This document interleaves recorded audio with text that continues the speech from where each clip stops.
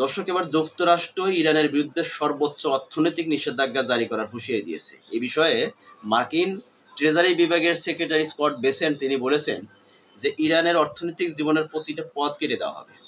তার এই হুঁশিয়ারি দেওয়ার সাথে সাথে ইরানের পক্ষ থেকে ইরানের পররাষ্ট্র মন্ত্রণালয়ের মুখপাত্র ইসমাইল বাগো তিনিও কড়াভাবে জবাব দিয়ে ফেলছেন। এবং সেই সাথে সাথে ইরানের জাতীয় নিরাপত্তা পরিষদের সচিব মহসিন রেজাও এই বিষয়ে আরও একটু সতর্ক করেছেন। যে বিষয় নিয়ে সতর্ক করছে এটা আমরা ভিডিওতে বিস্তারিত আলোচনা করব। পাশাপাশি আজকে নতুন একটা বিষয় আপনাদের সাথে শেয়ার করবো, সেটি হচ্ছে যে ইরাক এবার সৌদির সাথে ইরানের সাথে একটা সমঝোতা করে দেওয়ার জন্য তারা উদ্যোগ হাতে নিয়েছে। এবং এই যে উদ্যোগটা হঠাৎ করে কেন ইরাক এতটা উদ্যোগী হলো যে সৌদি আরবের সাথে ইরানের সাথে তাদের মধ্যে সম্পর্ক গাঢ় করে দেওয়ার জন্য বা সম্পর্ক ভালো করে দেওয়ার জন্য, এরকম উদ্যোগী হওয়ার পিছনে অন্য কোনো রহস্য আছে কিনা, এখানে আসলে যুক্তরাষ্ট্রের কোনো হস্তক্ষেপ আছে কিনা, নাকি আসলেই যখন নাকি সৌদি আরব, তুরস্ক এবং পাকিস্তানের মধ্যে সামরিক জোট তৈরি হয়েছে, সেই সৌদি আরবের সাথে ইরানের সাথে সমঝোতা করে দেওয়ার মধ্য দিয়ে আসলে কি এখানে যুক্তরাষ্ট্রের ইন্ধনই হচ্ছে, নাকি আসলে যুক্তরাষ্ট্রকে মধ্যপ্রাচ্য থেকে চিরদিনের জন্য বিদায় দেওয়ার জন্যই এই সমস্ত উদ্যোগী হওয়া বা উদ্যোগ নিয়েছে কিনা, এটা আজকে আমরা ভিডিওতে বিস্তারিত আলোচনা করার চেষ্টা করব। আশা করি ভিডিওতে সম্পূর্ণটা দেখবেন এবং দেখার পরে আপনাদের মূল্যবান মন্তব্য থাকলে কমেন্টস করবেন। সেই সাথে সাথে চ্যানেলে যদি নতুন হয়ে থাকেন দয়া করে চ্যানেলটাকে সাবস্ক্রাইব করে পাশে থাকা বেল আইকন চেপে রাখবেন। আর হ্যাঁ দর্শক, ভিডিও সম্পর্কে যদি আপনাদের মতামত থাকে কমেন্টস করবেন।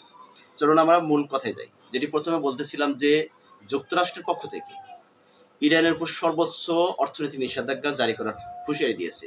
এ বিষয়ে মার্কিন যে ট্রেজারি বিভাগের সেক্রেটারি স্কট বেসেন্ট তিনি অত্যন্ত কড়া ভাষায় তিনি বলেছেন যে ইরানের জীবনে যে অর্থনৈতিক জীবনের প্রত্যেকটা পথ কেটে দেওয়া হবে, অর্থাৎ বন্ধ করে দেওয়া হবে। এবং সেই সাথে সাথে তিনি বলছেন যেসব দেশ বা প্রতিষ্ঠান ইরান থেকে জ্বালানি তেল কেনা বা পরিবহনের সহায়তা করছে অথবা ব্যাংকিং খাতে ব্যাংকের মাধ্যমে ব্যবসা বাণিজ্য করছে অথচ চুপচাপ রয়েছে, তাদের বিরুদ্ধেও বড় ধরনের অর্থনৈতিক নিষেধাজ্ঞা বা নিষেধাজ্ঞা আসতে পারে বলে তিনি এরকম হুঁশিয়ারি দিয়েছেন। তো তার এই হুঁশিয়ারির ফলে তিনি কিছুটা ইঙ্গিত করছেন চীনের দিকে।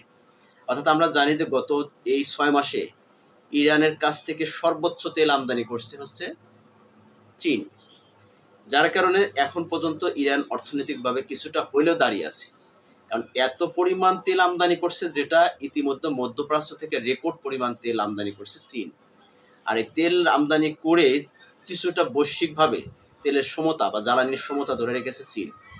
নইলে আন্তর্জাতিক বাণিজ্যে যেভাবে তেলের দাম বা জ্বালানির দাম যতটুকু আছে এর সাথে দ্বিগুণ ভাবে বেড়ে যেত যদি চীন যদি তার দেশ থেকে যদি ইউরোপ কান্ট্রিগুলোতে এবং এশিয়ার কিছু রাষ্ট্রে যদি সে তেল না বা জ্বালানি দিয়ে না দিয়ে দিয়ে যদি সহায়তা না করতো, তাহলে কিন্তু দেখা যেত যে জ্বালানির যে বর্তমান মূল্য আছে এর সাথে কয়েক গুণ বেশি মূল্য হইতো। কারণ টোটালি যখন মধ্যপ্রাচ্য থেকে জ্বালানি সরবরাহ বন্ধ হয়ে যাচ্ছিল প্রায়, সেই সময় কিন্তু চীন এই সাপোর্টটা দিয়ে গেছে। তো মার্কিন যুক্তরাষ্ট্র দেখেছে যে এখানে ইরানকে যেভাবে সহায়তা করছে এবং বৈশ্বিকভাবে জ্বালানি সরবরাহ করে বৈশ্বিক যে কূটনৈতিক সম্পর্কটাকে জোরদার করছে চীন, এখানে মার্কিন যুক্তরাষ্ট্র ব্যাপকভাবে ইগোতে লেগে গেছে। যার কারণে তিনি কিন্তু হুঁশিয়ারি দিয়েছেন যে যারা ব্যাংক ব্যবহারের মাধ্যমে অবৈধ বাণিজ্য করছে এবং চুপচাপ বসে আছে, তারা কিছু বুঝছে না, যে বোঝানোর চেষ্টা করতেছে না, এরকম যারা চুপচাপ রয়েছে তাদের বিরুদ্ধে অ্যাকশন নেওয়া হবে। তো আসলে সেটা কতটুকু ফলপ্রসূ হবে বা কতটুকু আসলে করতে পারবে সেটা পরবর্তীতে বলা যাবে। তো এই বিষয়ে আসলে ইরানের পররাষ্ট্র মন্ত্রণালয়ের মুখপাত্র ইসমাইল বাগে তিনি বলেছেন যে এই ধরনের নিষেধাজ্ঞা একটি স্বাধীন রাষ্ট্র, সার্বভৌম রাষ্ট্রের বিরুদ্ধে অ্যাকশনে যাওয়া পরিপূর্ণ আইনি বহির্ভূত একটা কাজ। যেটা আন্তর্জাতিক যে জাতিসংঘের যে রুলস আছে, আইন আছে, সেটা বহির্ভূত কাজ। তো এটা আসলে কোনো স্বাধীন রাষ্ট্রের উপরে চাপিয়ে দেওয়ার একটা মতো কাজ করছেন যুক্তরাষ্ট্র।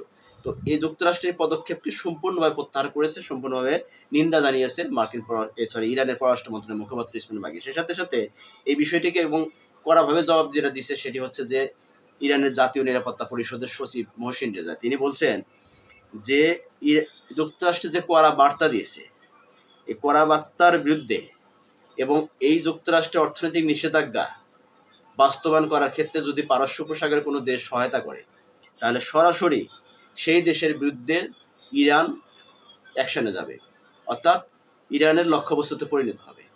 তো ইরানের পক্ষ থেকে এই ধরনের যখন হুঁশিয়ারি দেওয়া হয়, তখন পারস্য উপসাগরের যে দেশগুলো আছে তারা যুক্তরাষ্ট্রের সাথে যেভাবে অর্থনীতি নিষেধাজ্ঞার মধ্যে দিয়ে তারাও নিষেধাজ্ঞা দেওয়া শুরু করে দিয়েছে। ইতিমধ্যে আমরা যতটুকু জানি সংযুক্ত আরব আমিরাত ইরানের বেশ কিছু জায়গাতে তারা অর্থনীতি নিষেধাজ্ঞা দিয়ে ফেলছে।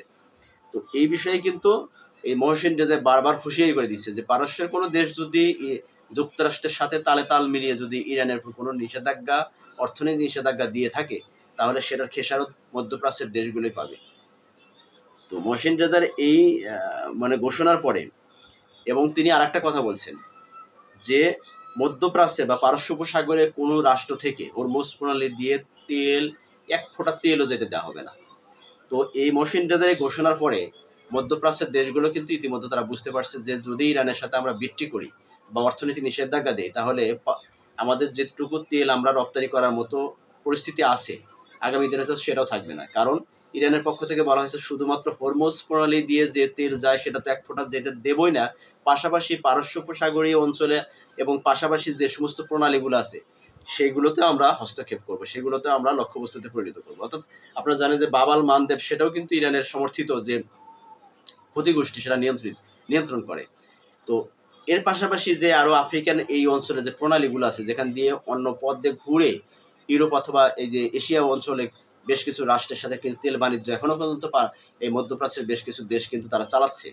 তো এই পথগুলোর উপরেও কিন্তু তারা হস্তক্ষেপ করার মতো হুঁশিয়ারি দিয়েছেন ইরানের পক্ষ থেকে।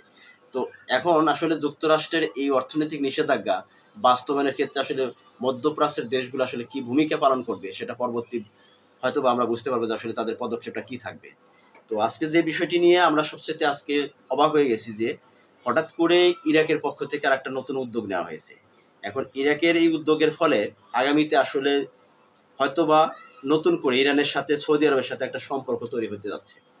তো ইরানের সাথে আসলে সৌদি আরবের সাথে যে এই যে দীর্ঘদিনে তাদের মধ্যে যে একটা মত পার্থক্য বা তাদের মধ্যে বিভিন্ন বিষয় নিয়ে যে তাদের একটা দূরত্ব তৈরি হয়েছে, এই জায়গাটাকে মানে ফিল আপ করার জন্য ইরাকের পক্ষ থেকে ইরাকের প্রধানমন্ত্রীর যে উপদেষ্টা কাসিম আল আরাজি একটি প্রস্তাব দিয়েছে। তিনি বলছেন যে দুটি দেশের মধ্যে যৌথ নিরাপত্তা পরিষদ গঠনের প্রস্তাব দিয়েছেন, এবং এই পরিষদের কাজ হবে কি দুই দেশের মধ্যে তাদের মধ্যে যে অবিশ্বাসের জায়গাগুলো আছে সেই অবিশ্বাসের জায়গাগুলো তাদের মধ্যে একটা সমঝোতা আনার জন্য, যাতে পরবর্তীতে কোনো বিষয়ে তাদের মধ্যে কোনো ভুল বোঝাবুঝি না হয়। তো ইরাকের এই পদক্ষেপটা আগামী দিনে একটি বিষয় খুব পরিষ্কার হচ্ছে যে সেটা হচ্ছে যে যখন সৌদি আরবের নেতৃত্বে তুরস্ক এবং পাকিস্তান তারা একটা সামরিক জোট তৈরি করেছে, নিরাপত্তা জোট তৈরি করছে, সেই জোটে কোনোভাবে ইরানকে নেওয়া যায় কিনা এটা একটা পদক্ষেপ, এবং সম্ভবত আগামী দিনে মিশর সহকারী, ইরাক সহকারী এই সমস্ত রাষ্ট্রগুলো এই মক্কা চুক্তির সাথে সম্পৃক্ত হতে পারে। তো অনেকে বলার চেষ্টা করতেছেন, এটা নিয়ে আমি একটা ভিডিও তৈরি করব, যে এই চুক্তিটা বা এই জোটটা মূলত এক অ্যাঙ্গেলে বলা যেতে পারে সেটি রাশিয়া এবং চীনকে ঠেকানোর জন্য হয়তোবা যুক্তরাষ্ট্র তারা একটা নতুন পদক্ষেপ গ্রহণ করছে। যখন ইরানের উপর সামরিক হস্তক্ষেপে কোনোভাবে তাদেরকে দামাতে পারতেছে না, তখন ঠিক এই পদক্ষেপটাও তারা নিতে পারে, এরকম একটা আছে গল্প। তো এটা নিয়ে আমি একটা পূর্ণাঙ্গ ভিডিও করার চেষ্টা করব, হয়তোবা আমি কালকেও দিতে পারি ভিডিওটা। এবং সেই সাথে সাথে যেটা বলতেছিলাম যে এই যে জোটটা হচ্ছে, এই জোটের আরেকটা কৌশল হতে পারে যে সৌদি আরবের সাথে ইরানের সাথে যখন একটা সমঝোতা হয়ে যাবে, তখন এখানে আসলে এই সমঝোতাটা আসলে আগামী দিনে যুক্তরাষ্ট্রকে মধ্যপ্রাচ্য থেকে একদম চিরদিনের জন্য তাদেরকে বিদায় করার একটা চক্রান্ত স্বরূপে বলেন নাকি একটা কৌশল হিসেবে বলেন, যে সৌদি আরবের সাথে যখন ইরানের সাথে সমঝোতা হয়ে যাবে বা একটা বন্ধুত্ব সম্পর্ক তৈরি করতে পারবে যদি ইরাকের এই পদক্ষেপটা যদি কাজে লাগে, সেই জায়গা থেকে তারা হয়তোবা পরবর্তীতে মধ্যপ্রাচ্যে যে যুক্তরাষ্ট্রের যে একটা আধিপত্য, এই আধিপত্যবাদটাকে এখান থেকে চিরদিনের জন্য তাদেরকে এখান থেকে সরিয়ে দিতে পারে।